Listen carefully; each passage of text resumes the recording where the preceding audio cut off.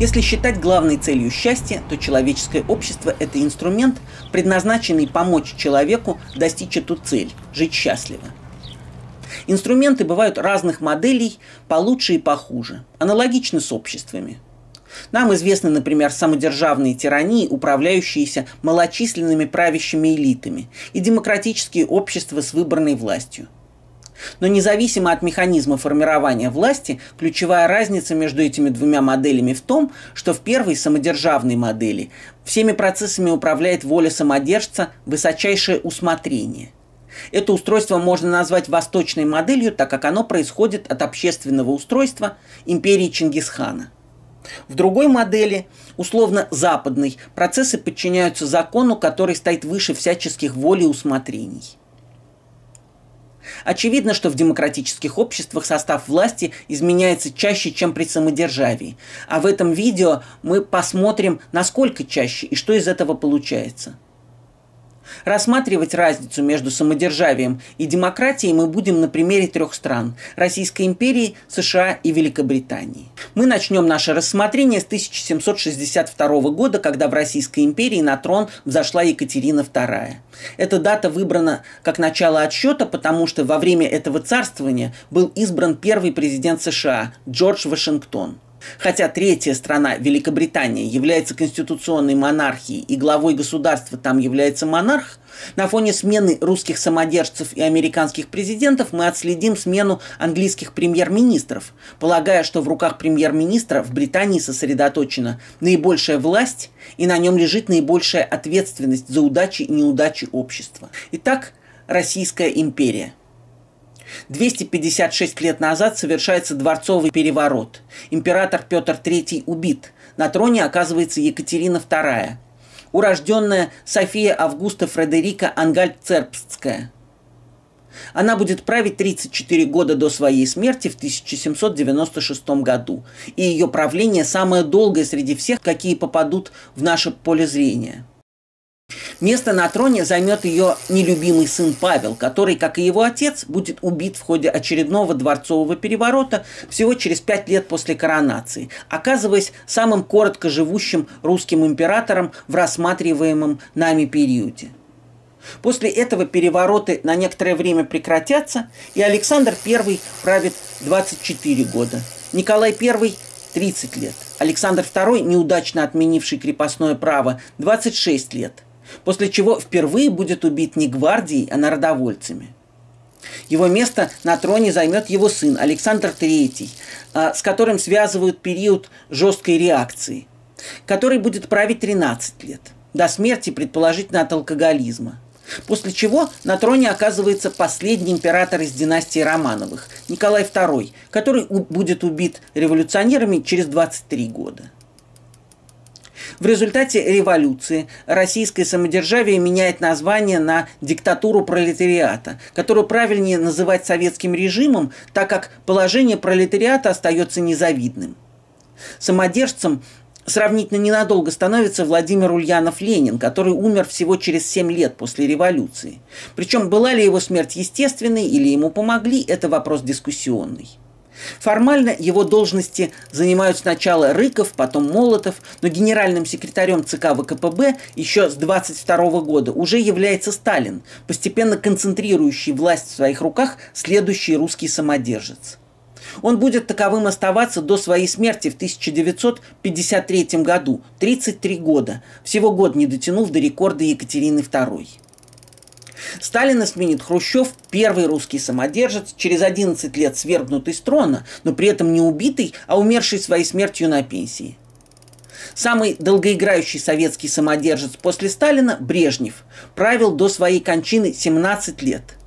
Затем следует период, известный как гонка на лафетах, когда друг друга быстро сменяет Андропов и Черненко. Вслед за ними появляется последний советский самодержец Михаил Горбачев.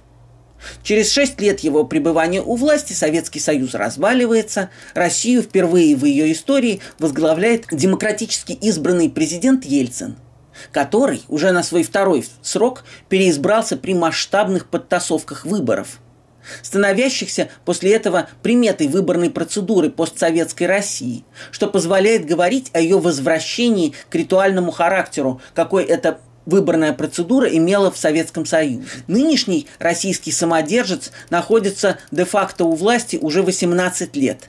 На втором месте среди послереволюционных русских правителей, а в США и Британии только один правитель был у власти столько же лет за 2,5 века. 3 убитых при исполнении своих обязанностей главы государства из 16 составляют 18,75%. За рассматриваемый промежуток времени государство кардинально сменилось дважды. Первый президент США Джордж Вашингтон был избран на 4-летний срок в 1789 году, после чего переизбрался однажды, а после этого переизбираться не стал, дав пример своим последователям. Количество возможных переизбраний на пост президента в США законодательно не ограничивалось, однако никто не переизбирался больше, чем на 2 4-летних срока. До Франклина Делано Рузвельта, переизбравшегося 4 раза подряд и умершего на первом году своего 4-го президентского срока. После этого в 1951 году количество президентских сроков подряд или с перерывом было законодательно ограничено 2 сроками. Сейчас в Белом доме находится 45-й президент США. За все время 4 президента США были убиты в период исполнения ими служебных обязанностей, что составляет 8,8%. Крупнейшим испытанием американской государственности за всю историю США стала война между Севером и Югом, в результате которой единое государство сохранилось. Так что государственная система в США не менялась. Говоря о США, имеет смысл вспомнить слова, объясняющие нечто очень важное о западной модели общества и записанные в Декларации независимости США, вероятно, Томасом Джефферсоном, которому тогда еще предстояло стать 3-м и одним из самых выдающихся президентов США. Благоразумие указывает, чтобы давно уже учрежденные правительства не были сменяемы на основании маловеских и приходящих причин. И, согласно с этим, опыт показывает, что люди скорее склонны терпеть зло, пока оно выносимо, чем восстанавливать свои права путем уничтожения тех форм, к которым они привыкли. Но когда длинный ряд злоупотреблений и насилий, неизменно преследующих ту же цель, обнаруживает стремление подчинить их полному деспотизму, то это их право, то это их долг свергнуть такое правительство и установить новые гарантии ограждения их будущей безопасности.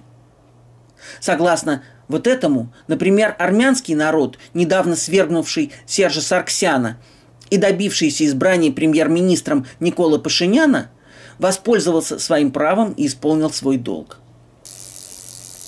Соединенное Королевство образовалась в результате договора о союзе Англии и Шотландии в 1707 году. В момент коронации в России Екатерины II в резиденции на Даунинг-стрит 10 обитал 7-й премьер-министр. Ни законодательных, ни неписанных ограничений на пребывание на посту премьер-министра в Британии никогда не было, поэтому здесь рядом с именами часто стоят цифры, означающие номер срока пребывания на посту. За всю историю должности дольше всех на посту находился Уильям Питт-младший, занимавший этот пост 18 лет подряд. Он же был самым молодым премьер-министром Британии, заняв этот пост в 24 года. В рассмотренный нами период времени Британия успела стать самой большой мировой империей и перестать ей быть, включить в состав Соединенного Королевства Ирландию и потом признать ее независимость. Вместе со всем этим можно сказать, что британская государственность сохраняет преемственность в рассмотренном нами периоде времени. Занимающая сейчас пост премьер-министра Великобритании Тереза Мэй является 76-м премьер-министром или 70-м с 1762 года.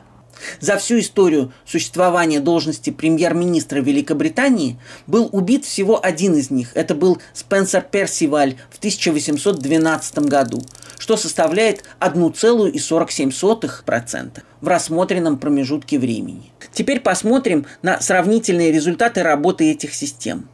Самый авторитетный индекс, показывающий эффективность человеческих обществ, Это индекс человеческого развития. Он рассчитывается международными организациями и выставляется государствам, о которых можно собрать достаточно полную информацию, каких в настоящее время имеется 188.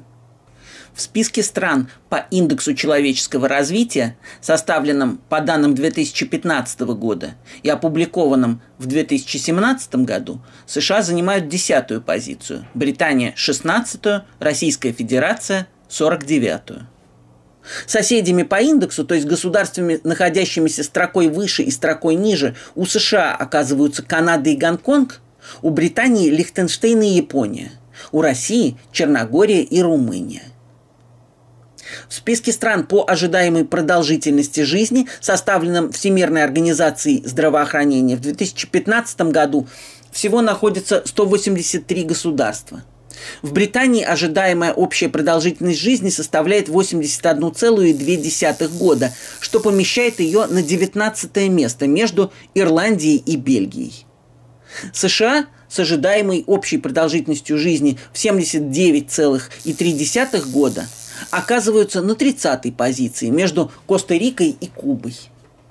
Россия с ожидаемой общей продолжительностью жизни в 70,5 лет оказывается на 109-й позиции между Корейской Народной Демократической Республикой, более известной как Северная Корея, и Казахстаном.